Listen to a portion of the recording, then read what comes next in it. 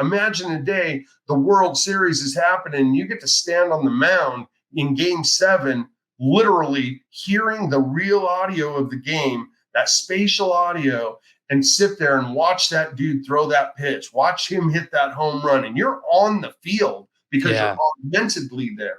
Welcome to the Untied podcast. Today we are talking to Ryan Leusch, the Chief Technology Officer for S2A Modular, as well as the CEO and founder of DeSo Syndicate. Today we talk about things from technology, renewable energy, blockchain, the Metaverse, all super cool things that I don't understand how they work, and I wanted to, so I figured let's make an episode out of it. Thank you guys for tuning in, and let's get into this interview.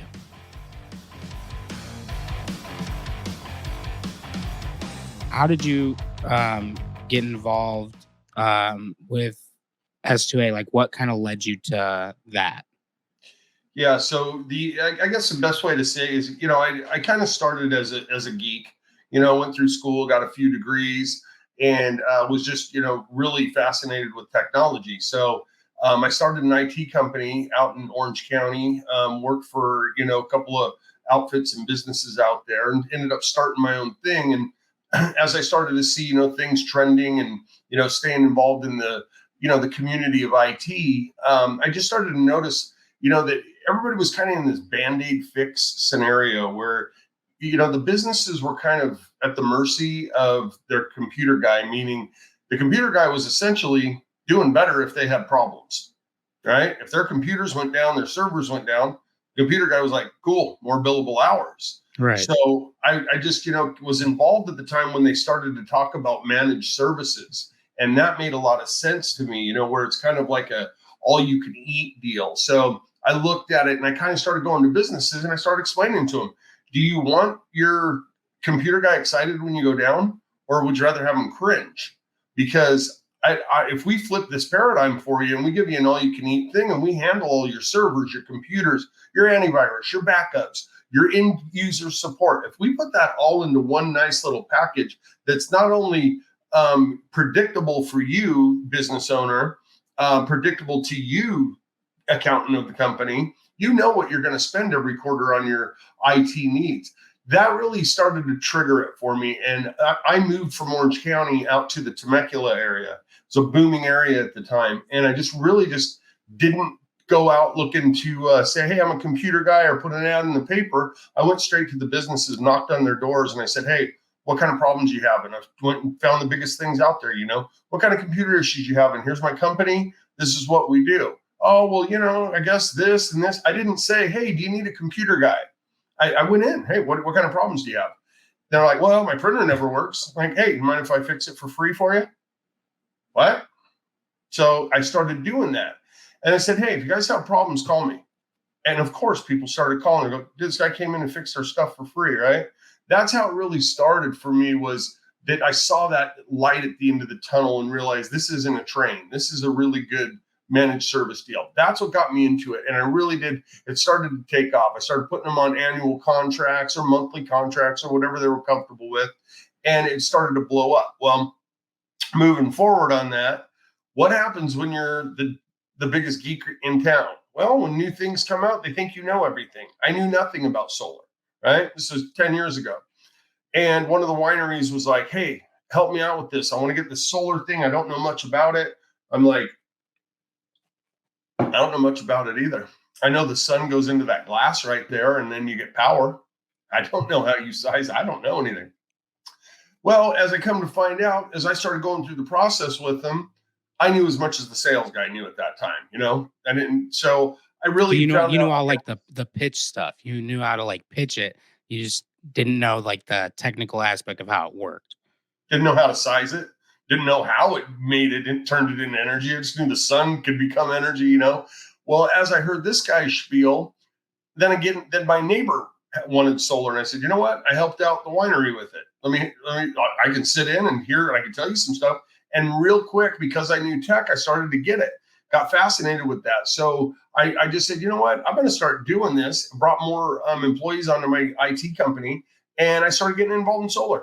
And I started going out, started at the very, very bottom, walked around, watched the guy do sales, went out to the jobs, watched the guys do the installs, learned it. I was a quick uptake. It made sense to me. It didn't take me long to get it.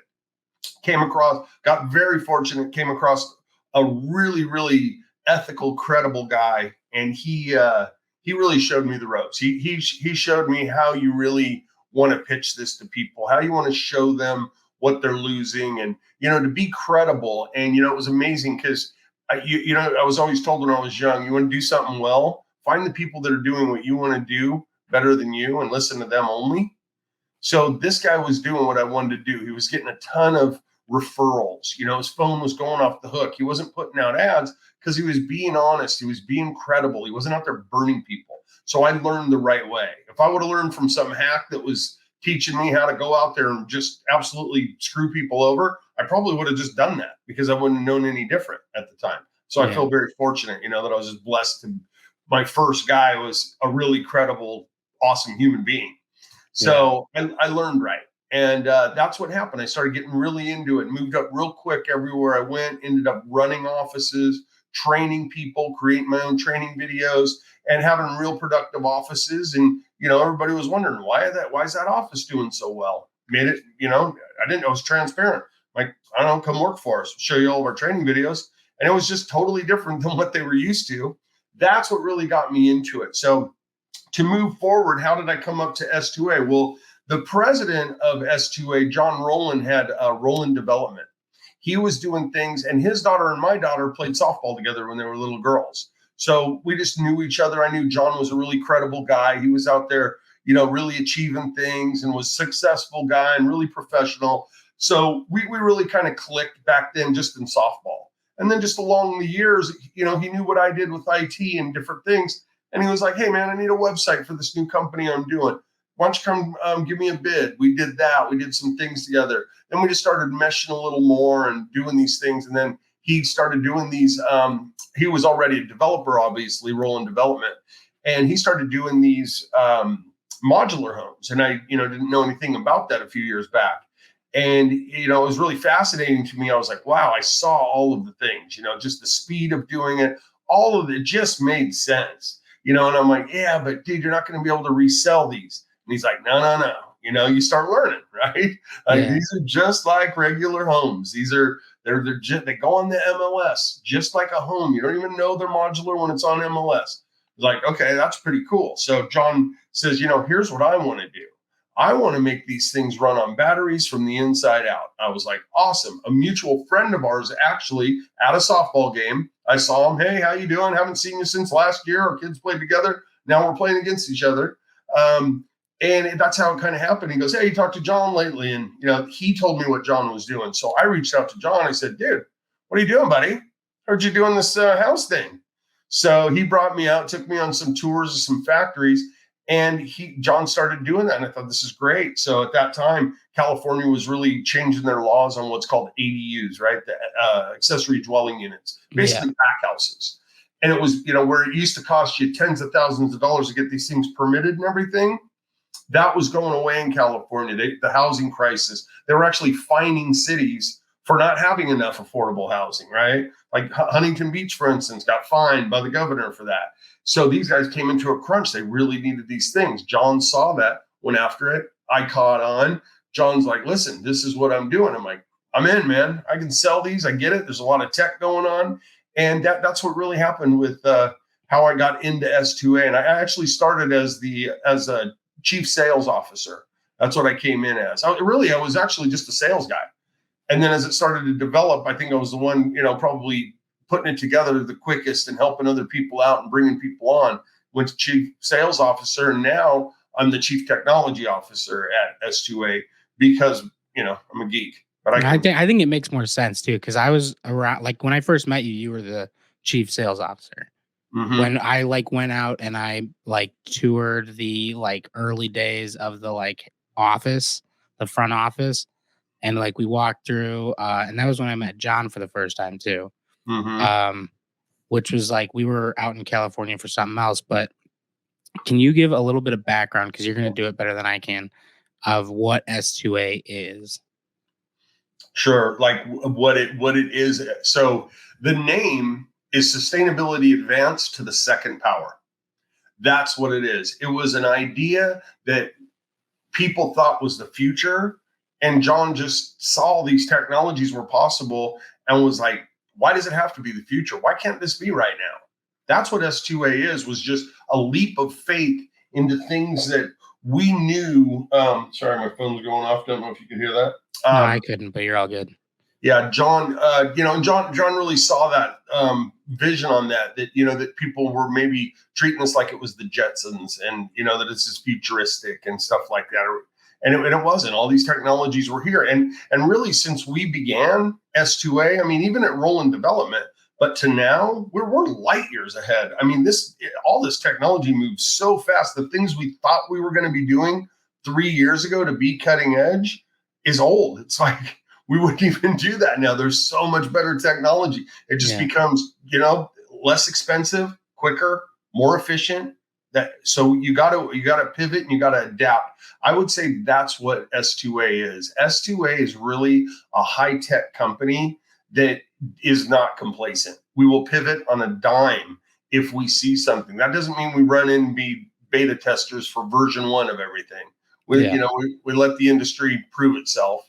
But once they do, we're not shy. We're agnostic to hardware. We're agnostic to technologies. We're not going to get stuck with one vendor and ride or die with them, and while other people are surpassing them. It's just not what S2A is, a tech company. So being agnostic and being able to deliver green building at its best is what S2A is. It's not a complacent place to be. If you want to rest on your laurels here, you're a wrong company, man. Nobody's going to let you do it, Well, and it's crazy because anytime I bring up like S2A modular or modular construction to anyone, they immediately go to mobile homes or like the like boxy, like not customizable sort of thing. Mm-hmm. I kind of sound like Brian's part on the webinar, but it's it's a true statement. I mean, because you're saying it, I did. Mike, did I want to sell mobile homes when John told me? Yeah. Well, and initially when they told me, they were like, hey, we need to do like a, 2 times a week webinar to teach people about this stuff because everyone thinks it's like mobile home sort of thing. I was like, isn't it? Like, well, I don't know what it is. Like before I had like known what S2A was, and then I was, sitting in the webinars, and every week I was like, oh my God, this is insane. And especially your part because of all the technology that goes into it, where I'm kind of a nerd too when it comes to all the, like the amount of audio equipment in this room right now and just, setting up all of the lighting and things like that. And I was like, when you guys were talking about it and how it runs through like Cat 5, Cat 6 cables, like that's just insane to me because I was like, I feel like I'm living in the prehistoric age the way I'm running things in here. But it's the norm. It's just that nobody really wanted to take that, and this is not a dig against any other builder. I'm not this, I don't look at, especially in modular, I don't consider that like competition at all, Jackson. I think it's co-opetition, right? Yeah. Because we're all cooperating to compete to bring this whole new idea, this whole new green building to the table, to the plate for everybody. And, it's like you said, doing the webinars twice a week, that's absolutely what we're doing, is we're educating people because we were them before we knew what it was. We said the same exact stuff. I'm straight out, John, I'm not selling mobile homes. That doesn't sound fun to me, buddy. I don't want to do that. Yeah. He's like, no. But that's what it took, that education incline. Unfortunately, really at the end of the day, if I kind of wish it wasn't called modular homes. I think it's the word modular, right? Yeah. Like if they would have just started with, factory built, or something like that, I think, people wouldn't have that stigma. But it is, you're right. It's just but yeah, that's, once people get it though, and once they see that webinar, that's when they start seeing all the trees in the forest and they start understanding like, okay, you can do a lot more. You can do it a lot faster. You can do it a lot better, more efficient. You can add these technologies. Everything's not an afterthought, because to retro a house to be energy efficient, because I should have said that, but before I met John, I was doing energy efficiencies because that kind of led into it, doing the solar. And then I Yeah. started learning about what a difference just LED light bulbs were, and all the little tricks of turning down your water heater and, putting regulators on your water spouts, all those things. And it was like, holy crap, like the amount of money people can save, they just didn't know it. Well, to retro a house to be energy efficient and to be conservative, if you will, if that's the word, looking at conservancy, right? Yeah. It's expensive to retro. It's a lot less expensive to just do it when you're building it. Have the Yeah. house just ready for it all, and that's what makes the most sense there. Right. Well, and I think like the coolest thing is because I've seen. I mean, in Illinois, they have an act where if you have an older house, you can Illinois will pay for you to go solar, Mhm. but it's not as advanced as S2A is with the, you have the where it holds you have a battery that kind of holds all the energy and sends it back to the grid. It's Right. nothing like that, advanced. It's pretty much just like you're going to cut your energy bill a little bit. Yeah, It's it's a policy play, and not to sound whatever you want to call it, conspiracy or negative or whatever you want, whatever adjective you want to use. But at the end of the day, what happens? The Fed puts together a plan. They get policy. They get some money. They push it down to the states. The states go, hey, we got this money. If we can spend all of it, they'll give us more. So yeah. they really aren't looking at the solution. They're looking at getting more money. Yeah. And nobody looks at it that way. And everybody's, well, they're not making any money. They're giving it away for free. Follow the money. Follow the trail. You're right. They're trying to give you as much as they can because they know they can get more if they did what they wanted that money spent towards. Yeah. But they didn't really look at a true solution. They didn't look at it kind of like, we do at S2A. They didn't look at it as either do it right and have a true solution and truly create net positive and make sure that they don't end up fading out and degrading in product and all of those, we did it that way. And the cities and the governments, again, not to be bashing on anybody, but the governments aren't always the most efficient at running things. Well, And, yeah, and especially maybe when you go into things like, green building and, conserving energy, because for so long, I mean, the country's infrastructure was not built for, that kind of thinking, that kind of progression. I mean, that's like the biggest issue with the electric cars.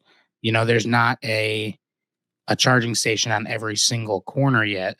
It's not like a gas station where you're like, oh, there's a gas station coming up. You're like, there's a charging station maybe like 20, 30 miles from here. yeah, And they're far and few between. I mean, I know Walmart's, do the, Electrify America thing now. And yeah, there's like a couple big, the bigger stores will be like, yeah, let's put in like 4 stations. But I'm saying for everyone to go green, it's kind of hard right now. well, it literally dictates your path. My daughter has a Tesla. My girlfriend and I, we went to Vegas from here in Southern California, roughly just 4 hours. In the Tesla, 3 hours 15 minutes. But anyways, my point is, that drive, we had to gauge it on where the charging station was. Like we didn't have to go to the bathroom. We weren't hungry. We could have kept on going. But if we would have been dead on the road because we passed the last one a half hour ago and the next one was an hour and a half away. We wouldn't have made it. Right. So you're right. The infrastructure is just not there to move about freely, right? You may now move about the country.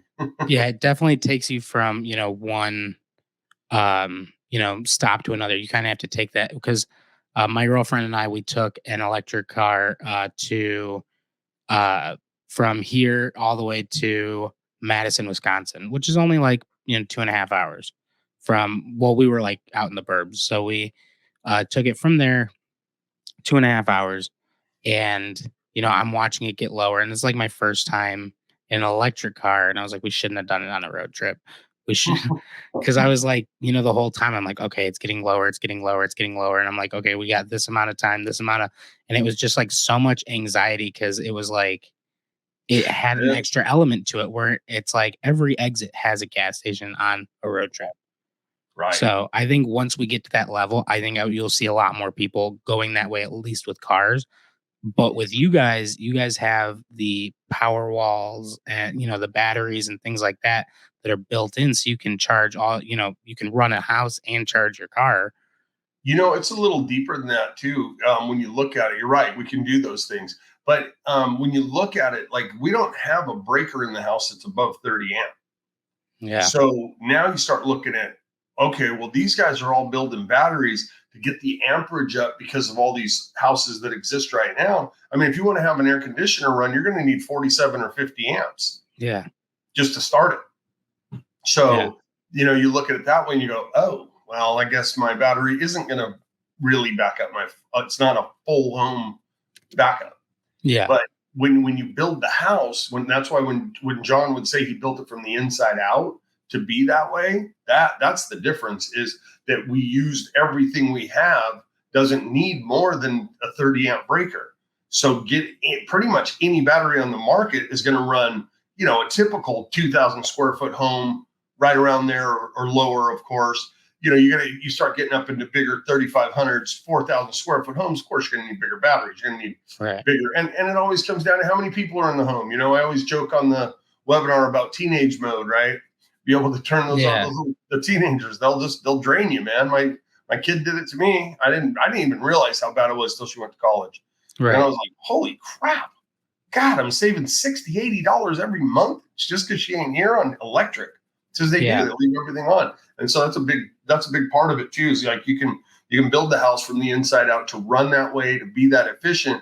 But if you got little energy hogs inside of your house, not being smart and being excessive, and it doesn't defeat the purpose, but it sure doesn't make it easy to get to a net positive home. You'd be lucky to land on a net zero home. yeah. Well, right now my current place, I think I pay $80 a month tops with when like my ComEd bill, and it's which is energy out here, and then they have so but I think this room itself is, it's built to be a studio. It's got cameras, it's got lighting, it's got, a whole computer system set up in the like closet area. It's like a big walk-in closet. It's not like a small one, but Mm-hmm. it's got all that stuff running. So what I did was like it's an old house. And also this like third floor doesn't have air conditioning. It's all because it was an attic someone just finished. Mm-hmm. And so because of that, I have to make sure if I'm going to use the portable air conditioning unit, it has to be plugged in on a certain side of the room because the other one in the other room is plugged in on the other side of the room. Otherwise, because like we had like a whole week where it was just like, I'm like, why does it keep blowing the power up here? Right. And then I You had just to, can't see through the walls. You don't know which wires are going to which loads. And even if you look at the panel, that isn't always going to dictate what really is the true story of where that power is. right. And like, yeah, so like we had dealt with that. But the biggest thing that saved me was doing like the smart outlets. Yeah. So I can see from my phone, okay, these are on right now and they need to be off, because I mean, like going up, it's a 3-story house. So I'm like going up all the way to the attic every time. I'm like, did I turn this on? Did I turn this off? Things Right. like that. So I mean, monitoring that through my phone, or if it's on for an extended period of time, I get an alert like, hey, this has been on for a long time. They cut back, at least $20. It was like at $100 a month, but I was like, not Yeah. sustainable. It's not sustainable advance to the second power at all. You're right. And what's exciting right now too is there's companies out there like stores, that with the Z, those guys, they're out here there right now, and they're really being pioneers. They're really looking at the real solution. They're not trying to develop a product to move product and make money. I mean, everybody's got to make money, but really they are looking at what is really needed for that to be real. That's what's really exciting, because there's a lot of companies that don't. They're just like, hey, we got a battery. Well, Yeah. that's the easy part, making a battery. It's how do you manage it? Like, how are you looking at it? How do you know what's being used? How do you know when you shouldn't be using something, or when you're okay to just use it all you want? Like those kind of companies are the ones that intrigue me, because those are really smart people that are really being pragmatic and really looking at a granular level on what it takes to do that. Because look at our administration; they're moving forward almost monthly, but quarterly for sure. There's a new plan, a new bill, a new something. They're gonna go this way. It's gonna happen. So the companies that are really looking at it in a smart way and not trying to just get that money grab that the Fed's going to kick a bunch of money to them if they got a solution.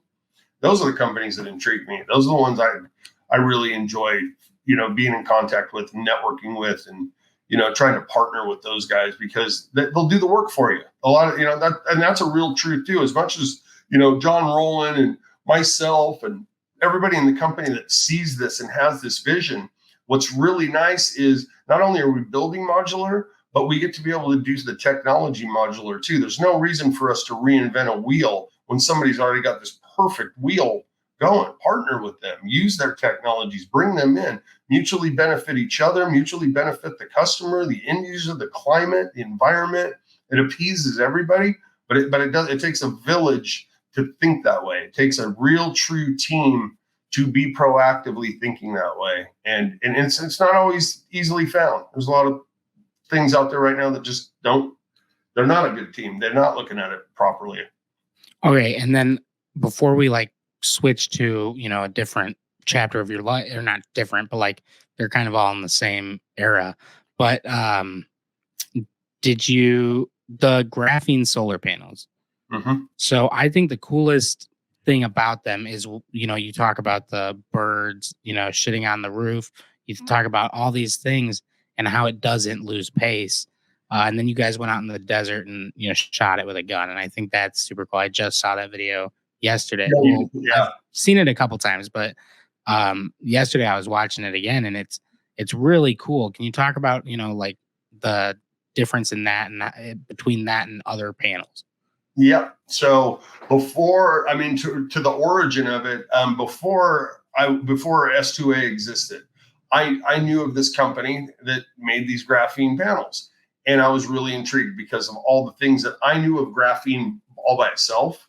Mm-hmm. And then to hear that it went into a solar panel, I was like, okay, well, what really is it going to do in that? And I started to learn that, it starts to accrue power quicker.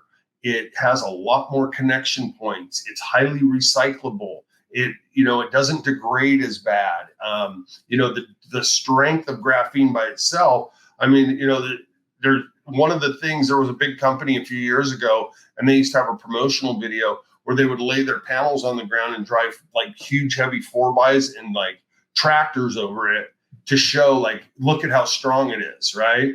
That was a big deal because panels back then, if you had some hail or big wind, those things were cracking and they were toast, and you're having to replace them, and they degraded, And so my point is that graphene, was just by its nature already the strongest, thinnest material on earth. So that was really attractive to me. So when I started learning about it, and I was like, okay, I was already doing really well, man. I was working for a couple of different offices and running these things, and we were doing enough production per month. You look at a solar shop, and if a solar office, sales office is knocking out a certain quota, you're doing pretty darn good. And we were hitting those consistently. So I took a leap of faith, and I went, you know what? Maybe let's see if I can go over there and make some noise and do some stuff. And again, same with modular. It was an education incline. A lot of people were like, I don't care about graphene. So they weren't getting it. Took people 3 or 4 years till the panels that they bought 4 years ago weren't producing anymore what they were getting, to when they started going, well, what the heck does this graphene do? My sister got one, and 4 years later, she got a big old bill, and she wasn't getting a bill 4 years ago. And they go, well, graphene doesn't do that. That was the big deal. So when S2A hit, and that became really important because, I started to explain some things that listen, if these are in extreme heats, you're in Arizona and you're getting these real high heats for, months on end, these panels are not going to perform well. Or if you're in some extreme colds, even if the sun's out and it's super, you live in Illinois, you've got nice sunny days and it's cold as hell out. Right? Oh yeah. Yeah. So, and it's always, there's either no snow, freezing, or there's 2 feet of snow, freezing. And it's with those things, that's why it sounds so cool to me living in the Midwest. We have trees, we have all these things that just cast shadows over it. And I think that is why the graphene, I'm a huge comic book nerd. So, the whole Marvel vibranium, I always say that graphene is the vibranium of real life. Right. Yeah, and it's amazing now because that it's like there's a whole foundation about graphene and things they're doing with graphene. Like I say it in the webinar, right? The Israeli Air Force was making fighter planes out of it. They're making Homeland Security is making body armor out of this stuff because of what it is. The purification of water that they can do with graphene, the things that you can do even with building materials, mixing graphene with organic building materials is doing some great things. So it's like graphene by itself, it really is a miracle material. I mean, they got that Nobel Prize in 2010. That wasn't because somebody just wanted to hand them a Nobel Prize. They did something they found something pretty damn important and beneficial. Yeah, it's pretty hard to just kind of phone in getting a Nobel Prize. Yeah, well said. Yeah, not going to phone that one in. Doesn't All matter right. who you know. So going from S2A, the green renewable energy building and the technology behind that, you are also a huge crypto guy. Yep. You love crypto. I listen to you, before we get on the webinar, talk about, all the crypto, but you and my dad and Brian's always like, he kind of not as big into the crypto as you guys, but you guys have started the DeSo Syndicate. Yep. Can you tell me a little bit about what the DeSo Syndicate is? Because again, you're going to do it way better than I can. So Sure. So you'd have to go back and really look at the beginning, right? When you talk about blockchain and blockchain technology, that's completely different from crypto, and people don't really understand that. They hear blockchain and crypto and it's synonymous to them. It really isn't, And the people that look at crypto, you got to understand when Bitcoin came out, it was this idea, it was this ideology, and it was just fascinating to the people that were reading the white paper. It was like, wow, this is a true decentralization. If people don't understand, because that word gets thrown around so much, decentralize this, decentralize, it just becomes such a numbing word that people don't even know what it means anymore. They just hear it all the time. So what it really means is a true decentralization. And I would just say as simple as this. Look at your bank. It's centralized. All of your money's at that bank. If Chase or Wells Fargo were to go down, you're screwed. It's centralized. It's one central point of failure. It's one central point of corruption. It's one central point of everything that could go wrong happens in one place. Well, decentralization takes that away and gives the ownership to the people that have what is theirs. What are my assets? I got my own. It's decentralized. So now it's distributed amongst a whole network, and there's little pieces of everything all over the place. So how would decentralization die? The internet would have to go down. They'd have to stop doing internet. That's how it would go down. Any other way, it's pretty much impossible to take down decentralization. Now, decentralization, and I don't want to get too far into the weeds here, but there's not much that's really 100% decentralized. When you look deep into the woods, you can find ways that, well, at that point, there's some centralization.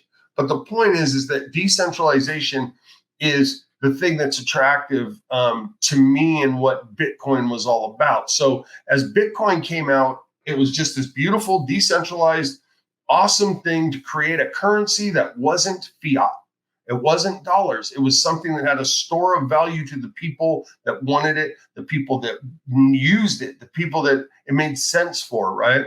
Because there's numbers out there in the millions of people that don't even have banking. They don't have banks. They don't have incomes. There's countries that don't even have a currency, right? And that's what this kind of addressed. It leveled the playing field. It gave everybody in the world a chance to have something of value to trade with somebody they never even met. Because it's decentralized. It's all just a hashtag. It's just an address. They don't know if you're Elon Musk or the homeless guy in a homeless shelter in LA. If you made that trade, you made that trade. It's permissionless. It's trustless. There's no trust involved. And that's what's beautiful. It levels the playing field. So for me, as I learned about that, I was the guy who, when it first came out, I was like, wow, this is fascinating. I'm learning about it. But I was also like everybody else where, who knows if this thing's going to do anything? Like, it's kind of cool, I guess it's a great idea, but who's going to use it? No one. And no one did in the beginning. It was so very few people. but there was a passionate group of people that did all over the world, and they loved it. And that's what happened, was that moment that took off, and it started to go right, and then it went up, and then it came back down, and it went up, and it crashed. Has all this volatility to it. Then Ethereum came out, and then Ethereum was like, hey, we're not just a store of value. We're actually a bunch of use cases. We have utility. We can do things. You can build contracts on here. You can have applications on here, right? Where Bitcoin's just a store of value. It's just a coin. You either buy it, sell it, hold it. That's what you do with it. Ethereum, you can buy it, sell it, hold it, but you can also build things on top of it. So that's when things started to really become a little clearer to other people. And maybe in a way, depending who you talk to in an opinion, maybe in a way made Bitcoin even more sexy, because it wasn't all of these complexities that Ethereum was. It was what it was. It was pure. It was this pure thing. It was a pure store of value. It didn't do nothing else. It was just a store of value. So for me, as things started to go on, I went through the whole thing, got involved with stuff. And DeSo Syndicate stands for Decentralized Society Syndicate.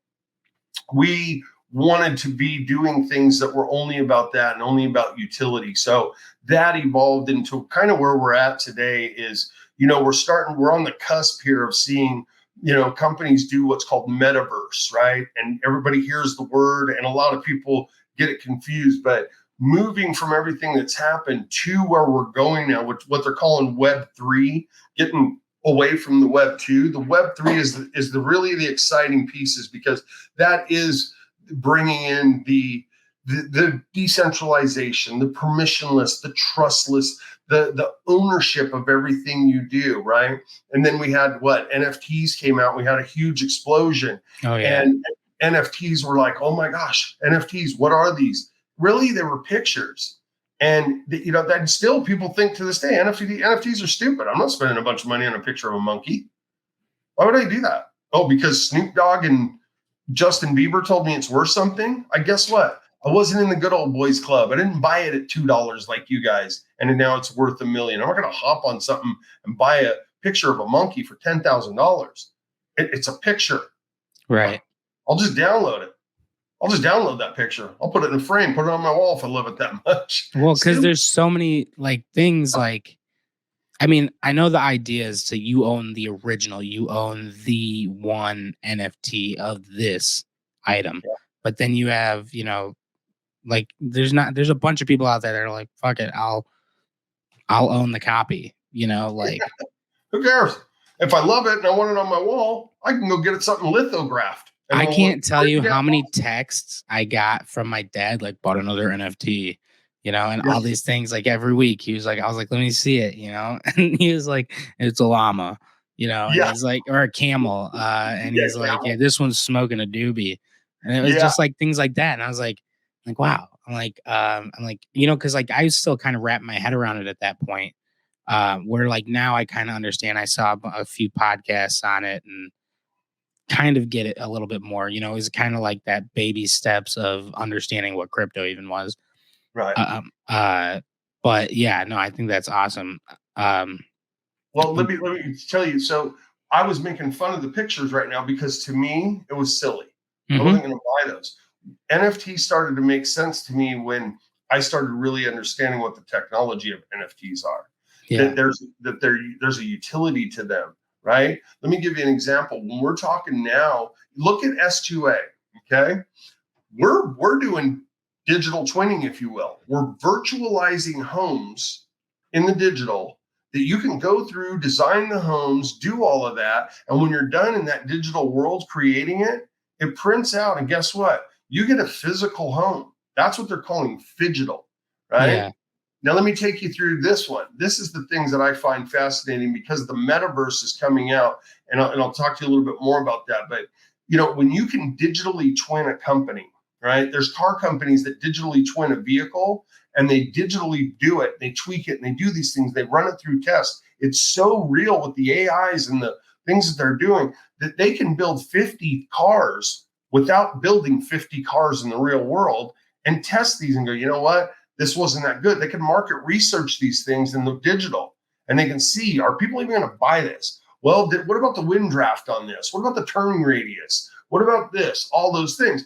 Well, the big advantage in the digital, because it doesn't cost as much as busting out an assembly line and building a bunch of cars for prototypes just to see if they're cool, just to see if they're going to sell. Those kind of things, digital twinning works. Now, it moved to where we're at here in the metaverse. Now, everybody looks at that and goes, hey, metaverse, well, it's a game. Well, it's not. There's gaming in it, absolutely. And it is a huge part of a lot of metaverses, because the user experience, it's got to be fun. It's got to be immersive. It's got to be cool. Well, now there's things where I can go, oh, well, I can go into the metaverse. Well, why the hell would I want to be in the metaverse? Because if I have a real world company, think about this, Jackson. This is the first time in human history that you can take a product or a service, you can take it to market, and within minutes, the whole world is your customer. Right. And it's never been possible. It's never existed. That's fascinating, because now what if I'm like, I've got a golf game, okay? I'm involved with eSkills right now, eSkills.io. They're doing something absolutely amazing in the sports world. It's going to blow people's minds when they see what's going to happen in this metaverse. Let me give you an example. A company comes in, they set up a store, and they say, hey, I got golf equipment. Okay, well, you're in the metaverse already, because you're either there, whatever, getting an education, playing a game, whatever. Well, I want to go play golf.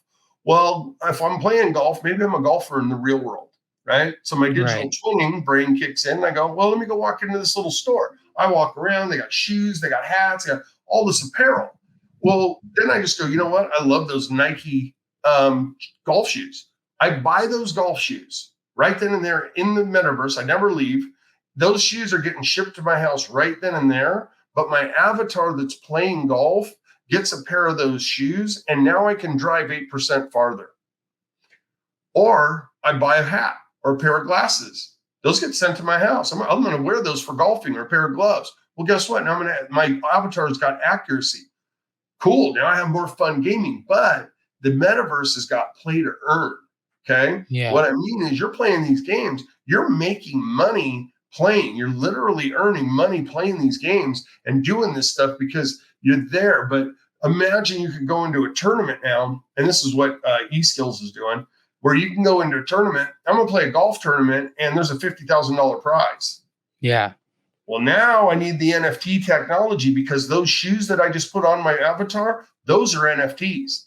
Those have a utility. Those aren't just a pretty picture that don't do anything for me. Those give me 8% of my drive. They make me a better putter. Now my avatar can go into this thing and have a fighting chance of getting some of that $50,000 money. And maybe it cost me $10 to get into the tournament. Or maybe I won access to that tournament because I was playing for free in a bunch of free tournaments, earned enough money without doing anything but playing a game to put in as my entry fee to go get into a $50,000 tournament or a $100,000 tournament. If anybody thinks that $1 million purses in games are not going to be available, they are on glue. It's going to happen. There's companies, celebrities, people with expendable income that would drop $1 million on marketing like it's nothing. It's going to happen. And those are the kind of things that are going on. So when you're talking about it and you look at it like that, that's the part I was talking about with NFT, even though I gave you that long-winded exercise there. Yeah. The whole thing is that that's the truth in NFT technologies. And there's different types of NFTs, right? There's dynamic NFTs now where your player can grow. Like, again, I go back to eSkills. What their players are, they can evolve. So now it's like, I bought this player, I got this avatar, but I put this gear on and now I have these shoes, I have this. He's growing. That avatar, that NFT is dynamic. It's worth a hell of a lot more than when I bought it the first time. Because when I bought it for $100, he wasn't winning a $50,000 tournament. 2 months later, just from playing the damn game, he got a shot at winning 50. I got a shot at winning 50 grand real money. Yeah. Digital. Physical meets digital. Those kind of things. So much more. We've talked forever. The first thing that I saw that was part of the metaverse was I was watching a bunch of videos one day. I finished up work and I was just sitting there, I think 2 or 3 hours of metaverse videos. And I saw someone just going through it, shopping. They had a shopping cart and they were able to look and be like, oh, here's the expiration date on this milk. I'm going to get this. and put it in the cart, and then they put it in their cart, and eventually it was just Instacarted or whatever service right to their house. Boom. And I was like, whoa. And I picked up my girlfriend from work that day, and I was like, she's like, what did you do today? I was like, I can't wait to tell you. Like, I watched, and I was like just telling her, and she just looked at me. She's like, I just got done with work day. Like, I can't listen to how the metaverse works right now. And I was like, all right, yeah, sorry. That's all I can think about right now.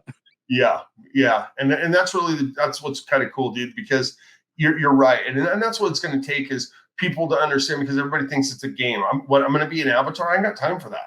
A lot of people Right. just like, I'm too busy to become an avatar and go into this world for nothing. When they start to understand that it's business and it's real big business, that's when things are going to go. I mean, there's another one I'm involved in called TCG World, Okay. TCG.world. Those guys just sold $100 million worth of land in their metaverse to a huge esports company. They're doing Okay. that. So, when you start thinking about it and everybody goes, that's stupid. Why would I buy land? I don't want virtual land. I can't do anything with it. Yeah, you can. And you're going to see that you can. And you're going to see big business do it. And those that don't get into the metaverse, I will put money on this. They're going to lose market share in the years to come because I've said this before to other people, but you don't have to be a big player to excel in the digital world and to be phygital and be in the metaverse. You don't have to be a big player, but you got to be in, because Right. if you're not, your competitors will be. And now they got the whole world as their potential customer. And you're selling to what you've been selling to for the last 10, 20, 30 years of your company, especially small businesses. They're going to get cleaned out. It doesn't matter, dude, what you're selling. It doesn't matter. I got a friend that sells bikinis, right? If she could do that now, she's probably not selling a lot of bikinis to the whole world. Right. Her shop's in Huntington Beach. Sure, she's got an online store, but that's web too. How much money are you going to spend on, search engine optimization and marketing your website? You don't just build a site and everybody finds it. Right. You have to market it. You got to spend a lot of money on it. You got to do a lot of due diligence. You got to get out there in your social medias and really make this circular thing happen. The cyclical thing to get back to it. But with the metaverse, just go where the people are. They're going to be in the metaverse. There's going to be millions of them. And yeah. So what about, could you see in the future where there is some sort of in the metaverse, like comedians, concerts, things like that? Already happening. Oh, that's already happening. That's already happening. So they're doing concerts in the metaverse. Dude, Travis Scott, ready? Okay. Travis Scott went into the metaverse and did, I think it was 5, don't quote me, I think it was 5 15-minute concerts and made $20 million. His little Astro tour, I think he made a couple million.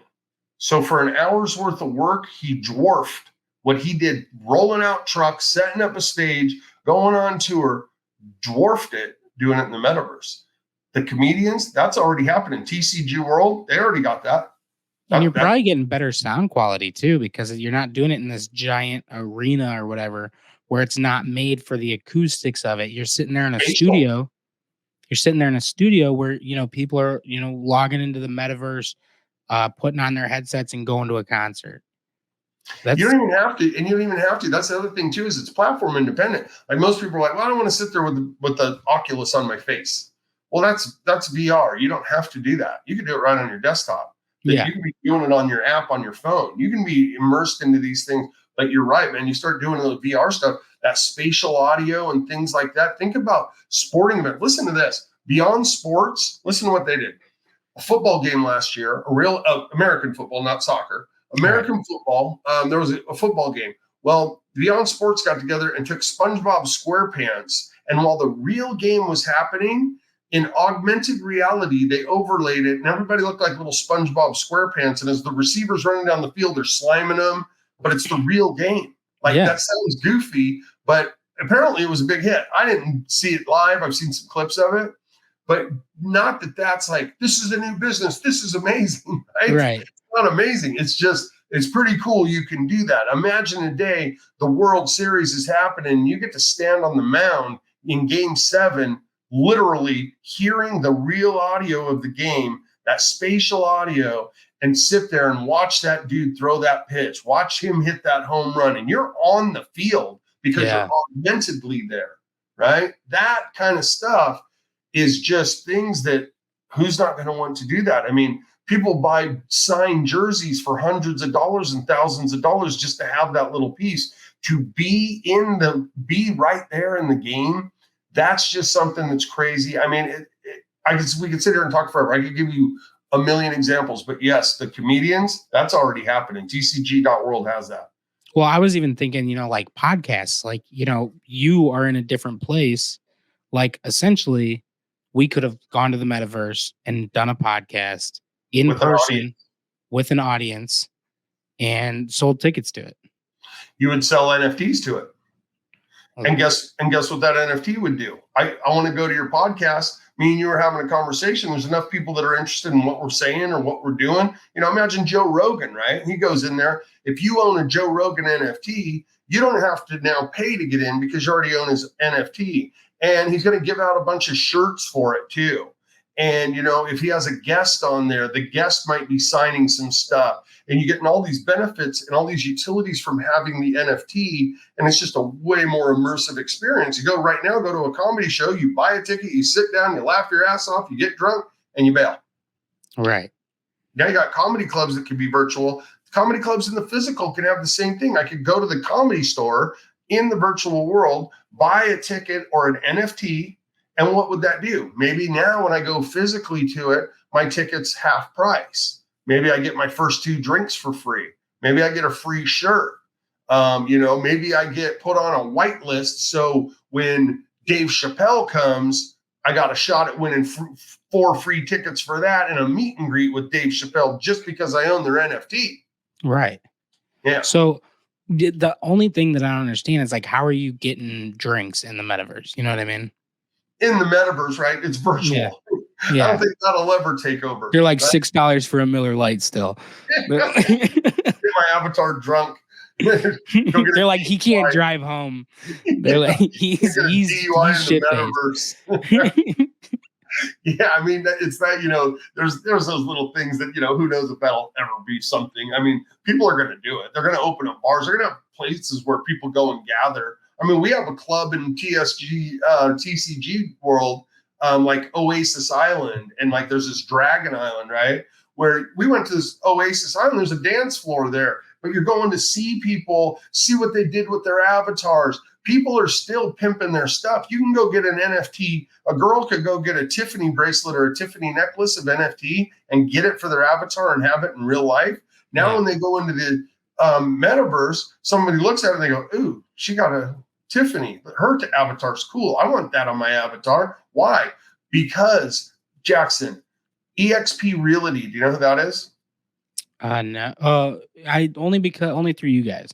So they're a real big realty company right now, making a big splash and have been for a while. Their meetings are now 100% metaverse. So if you're a real estate agent there and you have to go to a meeting, there's people that quit EXP because they just don't get it and don't want to deal with that. They don't want to be an avatar and go log into this, and they've left. They just aren't seeing the trees in the forest. And that's fine, because I don't think EXP cares, because they want 100%. They're not even looking back. They're doing just fine. EXP ain't struggling at all. Yeah. They're doing just fine. But that's the thing, is enough of these companies are going to start doing this, and everybody else is going to find out. You think all the other realtors out there aren't looking at EXP going, well, they're doing better than us, and they're going to have to assess at some point, is that virtual world, is that stupid metaverse thing actually a part of it? Well, yeah, because now we start putting all of our real estate contracts onto a smart contract. It's a lot less crap back and forth and signings, and my ownership is me. It is my identity, and I'm signing something through a smart contract. We can do things now in a minute that would take 2 weeks for somebody. Got to go get it signed, go get a notary. Those things are all going to be gone. I mean, real estate in NFT form is a huge market that's going to change. But again, it's not NFT as a picture. Everybody needs to get that out of their head. It's the NFT technology. It's what it can do. Okay. Not what it is. It's what it can do. Mm-hmm. Well, that's pretty awesome. Like that, you can kind of picture, well, not to, use the word picture, but use, like you can see where that's going. You can kind of see, how we're heading in that direction. And I still think like you can test drive cars, you can, Yeah. do all that stuff from the comfort of your home, and it'll tell you everything you need to know about the car. But then it's also delivered to your door. I think that's the beauty of it, and I think And you can see, sorry, go ahead. no, yeah, no, just like even now, like the amount of times I leave for groceries is very minimal unless I'm grabbing a specific thing and I run to like Trader Joe's. If I'm not doing that, it's Instacart. It's coming from whether Same it's here. Costco and it I just got comes to my Instacart at door. my house 3 times a week. And it doesn't interfere with my day. They show up. I'm like, thank you so much, and I grab it and I Mhm. put it in the fridge, and it's that simple. It was funny. I did have an Instacart the other day. Don't want to get off topic, but I did have one the other day that was like, "Hey, I have I had ordered like vodka from Costco, and they were like, "Hey, you like vodka?" And I was like, "No, I just don't like making multiple trips. Like it's not Yeah. ideal to go back and forth and or even order it like 4 times a week. It's it's like I order for the month. Mhm. And So they're yeah, obviously everybody knows this, and most of us either don't care or just don't have the time to worry about it. But they know everything about us. The advertisers and the data people, that's what they do. Is they big tech takes our data. It's not a secret. Eric Snowden ain't in exile because he was full of shit. right. Oh, that was my next point. So Yeah. like when you buy a ticket, like through Ticketmaster, StubHub, whatever you're using, they, collect your email, your phone number, your first name, last name, date of birth, things like that. And then it goes into their database. And I assume whoever the concert is, can get that information. Whoever bought, can we get a list of people Of bought course. tickets and then market our, podcast that we have, our, music coming out, our comedy album coming out, our new Netflix special, things like that. um, that's got to make it 10 times easier because you already got that stuff in there. Yep. So you've got your credit card in there, all that things. So it's literally just one click buy. It's simplifying it, kind of like how Amazon does, where you do the just buy now, one click, and you're done. It gets Yeah. shipped right to your house. Well, it's so much more granular than that, Jackson. Like they'll go buy a data set, and they'll be like, listen, I need to know everybody right now that bought football tickets in this week to go to football games across the country that are aged 18 to 62. And I also need to know what time of the day are they online. They can get everything. Oh, I need to know that stuff. It can even get more granular. But now think of that data set, and I want to sell something that's football related. That vertically, I can go, okay, well, this 80% of these people that bought this were on the West Coast. So now I'm going to set my ad out to go demographically go after them, right? Geo target this group, and I'm going to send it out at 1:30 in the afternoon because I know that 80% of those people are online. They're going to see my ad, and it's a numbers game. And I got exactly who I wanted. I got the 18 to 62-year-old male that just bought football tickets to go to this game. Maybe they want a chair to go when they tailgate. Maybe they want, now you just flood them yeah. with everything you'd ever want if you're a football fan. Maybe they want a jacket. Maybe they want a shirt. Maybe they want memorabilia. And you got all this shit you're selling. And now you just get to shove it to the exact demographic at the exact time they're on, going after the exact things that they buy. Dude, this guy spent over $40,000 this year on football shit. Right. If I'm selling football shit, I want that list. I want to Yeah. know what time he's online. Who's his Yeah. favorite team? And he's about to be your biggest customer. My dad always makes fun of me because he always says I'm the perfect consumer. And I was like, but these ads are so like tailored to me.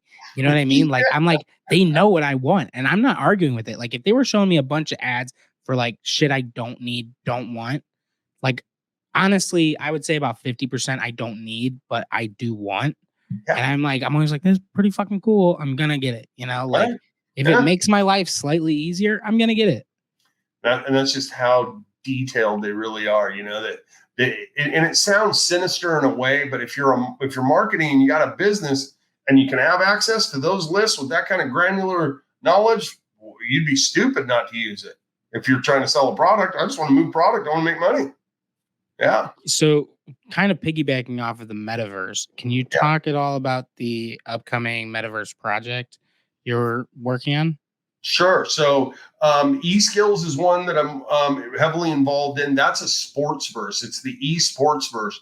And what we're doing at eSkills is we got a term, and because it encompasses everything, we grind, game, earn, and own.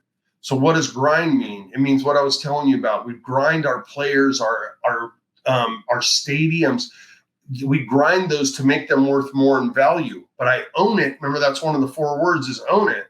So I'm earning money with it. I'm gaming with it. I'm earning money with it, and I own it. Now, if I can create a bigger value in my thing just by playing a game for free, I could sell that, or I could rent out my player. Listen to this part of eSkills. If I came into eSkills and I said, I'm going to buy some land in eSkills and virtual land. Why would I do that? Because I could build a stadium on there. Okay, well, why do I want a stadium? Because I could rent it out to all the leagues that play baseball or football.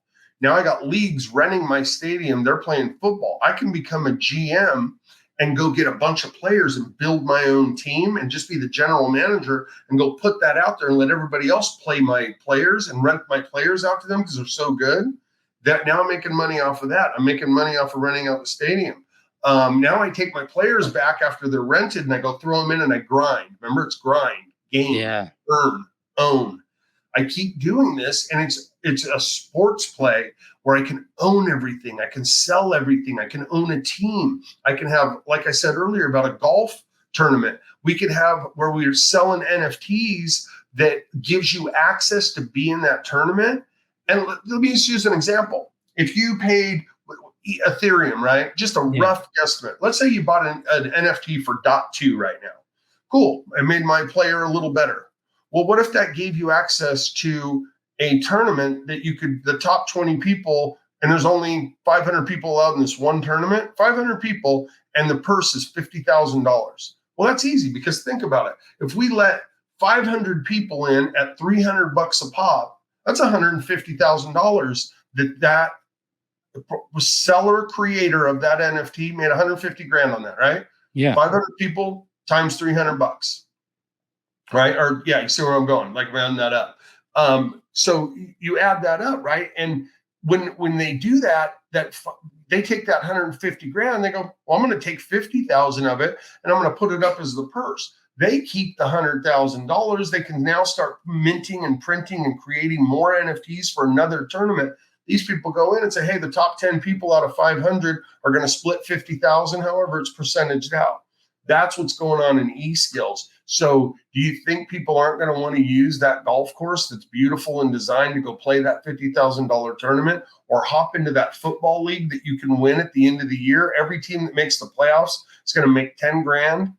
The 2 teams in the championship get 50, and the guy who wins it gets another 50. Talking about now, I just made $110,000 playing a video game. Think about this. Insane. Isn't it? It's ownership, man. So it's grind, it's game, or grind, game, earn, own. That encompasses everything that you can do inside of eSkills. Think about this, dude. This is really, I say this to people a lot and they go, holy shit, like the light goes on. When I was growing up, I'm 52 years old. When I was growing up, my mom used to get really mad at me because I'd be sitting down in my room or up in our game room playing Atari and Intellivision until my fingers bled. And my mom would get up there and she'd pull the damn cord out of the wall and she'd be like, get your ass out of the house. Seriously, like, you go do something. Yeah. What's going to happen here in the next year is you're going to have 8-year-olds playing games, earning $50, $60, $100 a day playing video games. And now those parents are going to be like, I'm not buying you those shoes. I'm not buying you that jacket. I'm not paying your cell phone. Get your ass in there and play your video game. Right. To like earn that money. Like they're going to teach them early how to grind. Play to earn, man. That's what it is. There's learn to earn. Here's another great thing with the metaverse. If they go in, there's a company called SydTech, SYDTEK. They're in TCG world. They are a university where now anyone in the world, all these people that never had a shot at any kind of education, Well, if they can get access to the metaverse anyway, anyhow, a local library or whatever, they can go sit there and literally go to a degree granting institution and be taught by MIT professors, pennies on the dollar to get education. And it doesn't Versus have actually going to college, absolutely. like physically going away and like sitting in a classroom and living in a dorm. You're pretty much just doing that in the metaverse You're learning for like a fraction of the cost. pennies on the dollar, and you're going to get that Insane. degree. And it doesn't even have to be, dude. It doesn't mean they're going in there and they're going to become mechanical engineers and electrical engineers. Dude, you got people all over the world that don't know how to spell. They don't know how to read. They don't know how to count. You're going to have basic elementary courses now that kids, because they're in a third world country, for them to even get from their little village to where a teacher is, because nobody in your village is smart enough to know it. Sorry, that sounds horrible to say it that way, but just it doesn't have the knowledge to teach. Right. All of those kids are going to be stuck with not knowing how to read and write. What if they could just go right over real close and now go get a simple education, right? They'd have to typically cross some horrible, treacherous, dangerous area just to go to school. Just seems crazy to us. Right. That's real life for them. And so to me, the metaverse is a lot more than a cool gaming gadget. It is an absolute life changer, man. It's going to change people's life. Medical. You start going to the doctor in the metaverse, right? You can start taking things, doing a blood sample, send it across the internet to your doctor. They can look at what's going on. And right then and there in the metaverse, you're getting from a real doctor. What about mental health? You want to have therapy. My life sucks. I'm ready to kill myself right now, unfortunately, right? Whenever it got that bad. And you knew that you had access, that you've been playing to earn. You didn't have to go spend money, let anybody know what you're going through. If you had that avenue to just go and get some psychological help, it could save people in suicides. It could save people just a general health of life, a mental health. If I could just talk to somebody once a week, give me some coping skills. Dude, we've all been there. I've had days where I wanted to push people through a damn window, Right. Yeah. Because I just can't handle them anymore. I can't handle myself. I'm fed up. I'm annoyed. I need sleep. I need some food. Well, those things happen. And if you can get some mental health things, I mean, you see where I'm going is the access to all of these different kind of services. People are just not understanding right now, but the metaverse is going to change the world for sure. It's not if, it's how soon and how many of the real companies are going to make it robust enough to enable that. You got these big guys that are considered the biggest players in metaverse right now, Jackson, and all they're doing is trying to make money. They're making stupid little games, and and I'm sorry, I'm not bagging on gamers that love it. There's millions of them out there, right? Yeah. I mean, 35% of the human population plays games. So I'm not making fun of 35% of the human population. I'm just saying some of these metaverses are not metaverses. They're virtual worlds. The ones that are metaverses are interoperable. If I took my golf player with these shoes and these glasses that I wore that made my guy better, I can just go to another metaverse too and carry those because I own those, and they carry it to another metaverse. Those aren't individual virtual worlds. Talking about centralization. Facebook becomes Meta. Do you think they're going to play well with others? I mean, they haven't in the past. They're not going to. They're going to be centralized, and you're going to be in Meta. It's not doing well. Just do a simple Google search. They're blowing through money. They're losing money hand and fist because they're trying to do their own thing. It's not it's not going to help the world. It's going to help Zuckerberg. That's right. It's going to help him, but it's not going to help the world. It's not going to create options for mental health and medical help and education and gaming and income. You can start learning about money. Every kid in the world should. I never was taught when I went to school. Did you what kind of grade did you get in your checkbook class when you were in high school? Oh, I have no idea. What You do you didn't mean? have a class? I didn't have a class. No. That's my point. Dude, like at 8 years old, 10 years old, kids should have a basic understanding of a general ledger. Like we're not taught that on purpose. But now kids at a young age are going to understand. They're going to go like, here, let me give you another example. TCG.world. You can go buy a little piece of land and you can have a farm. Well, guess what? You can go buy these seeds. And when you buy those seeds, you can put them in your farm. And when you farm it and put water on it and tend to your farm, you're going to get more growth, just like Farm Bill. Except now all of that growth is actually money. And kids are not, they're not going to understand that they're learning about money. Do I want to go and buy, a cool necklace in the metaverse so I can walk around with a necklace on my avatar? Or do I want to spend that money on some more seeds? Because if I put those seeds in there, 30 days later, I'm going to have 8% more money than those seeds cost me, or 10% more money, or 12% more money. Now they're learning, and then they can go, hey, take that, throw it back into that farm. Now they just learned about compound interest. They don't know they're learning. That's awesome. Yeah. Well, and that was my biggest complaint with the education system is there was never a class taught you how to do real world shit, like load a fucking dishwasher, strategically. I'm when I first moved out, I was like, dude, I don't know. I was like, this is like playing Tetris. I was like, nothing's getting washed right. This is insane. But then you go and, after trial and error, I'm like, if they would have told me put the dishes like this, like the big ones in the back, small ones in the front, so you don't overload it and it doesn't wobble when you try to pull it out, things like that. They just little things.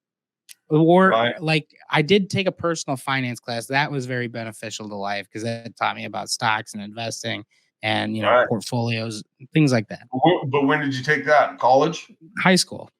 You got that in high school? Yeah, they did. Yeah, well, I see. I didn't have those. I did have financial accounting. I think that was our senior year.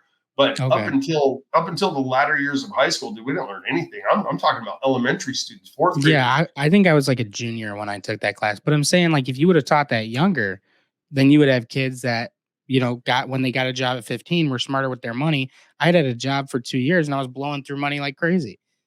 Yeah, absolutely.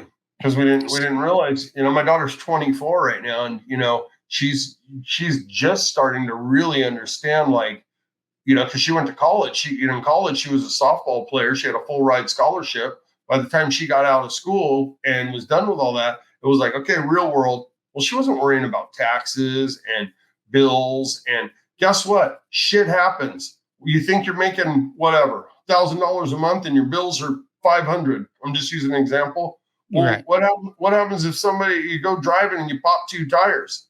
You just spent $600. Oh shit, you're $100 upside down this month. That's the real world. That's what really happens. Your registration came up on you for your car. If you're in California, it's brutal. Well, you weren't planning and you forgot for 3 months that's coming. Now you get hit with a $600 registration bill. You only got about $200 expendable cash after month to month.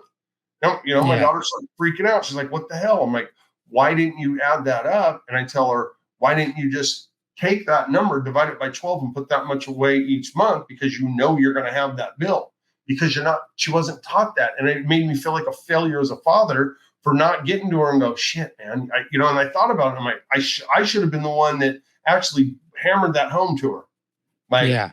Understand this is going to come up. Understand this. You're going to be or even the importance of credit score. Yeah. Things like that. I never I understood, it's important to have a good credit score. Other than that, I didn't know how to attain a good credit score. I had to go do research. I had to go figure it out. I had to go, go into certain programs that help you build credit, because I didn't take out student loans. I didn't really go to college. I will call it dabble. And then I, was in and out, and I just paid out of pocket for the 1 year I was there. But other than that, it was I had to think. I was like, I don't have student loans, so I don't have any credit that I was taking out. The only thing I had was a car that I had taken a car loan out for. And that was not enough to get, anytime I applied for a credit card, they were like, oh, you don't have enough lines of credit. I'm like, what do you think I'm trying to do right now? Just get more lines of credit. But they don't teach you. You should have known. You should have known.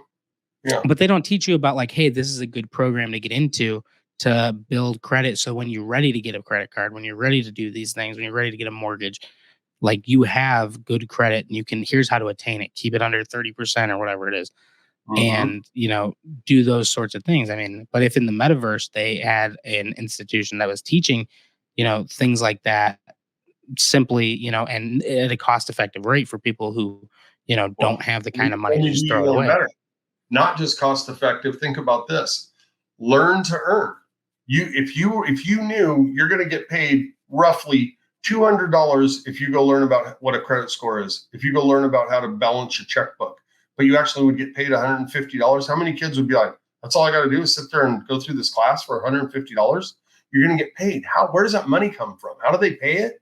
Because people are doing simple things, man. They're selling 500 NFTs for $300 a pop so these guys can go play a game and win 50 grand. Now they're taking that extra 200 grand and throwing $50,000 into liquidity to pay for people to be in this world and get paid to learn, get paid to play, get paid to watch other people play video games. That happens.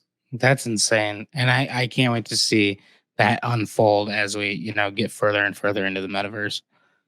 TCG.world's doing it, and eskills.io, and that eskills is with the Z at the end. They're doing it. They're doing it. Ryan, I don't want to take up any more of your time, and because you and we could talk about this for probably years. Hours. Yeah. And I definitely want to have you back on in the future to kind of jump even deeper, maybe just one on the metaverse. Cool. Yeah, because then we can just spend an entire hour or two talking about that. Yeah, we could do something even more over, dude. I can start bringing some of the developers, the studio people. I have a studio that creates, I'll show you some of the castles and houses and golf courses and stadiums that my studio actually creates. And then we put that into the games. I'll bring those guys on. I could bring them on. That would be something cool. I could bring the CEOs on of some of these metaverses, like the high level guys. And we can get down in the weeds if you want, man. You really get some. Oh, that would be amazing. Leading edge tech straight from the mouths of the people that are doing it. That's awesome. Yeah, let's definitely get that together. But thank you so much for coming on. And also, I'm going to put links to DeSo Syndicate and S2A down below. Is there anything else that you want to share with anyone right before we go?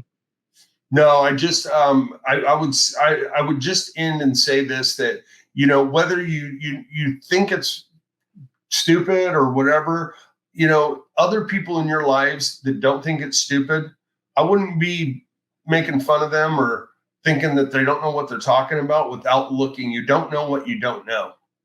And I didn't know. And I thought NFTs were ridiculous. And I was heavily into crypto and I thought NFTs were stupid.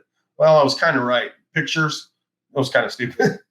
But the technology behind those things, I would just say that if people are thinking it's stupid, ask yourself why $2.7 billion this year has been dropped in. Actually, I apologize. I think it's 200 billion has been dropped in by major industries and companies into the metaverse. I mean, you got to ask yourself, why are they doing that?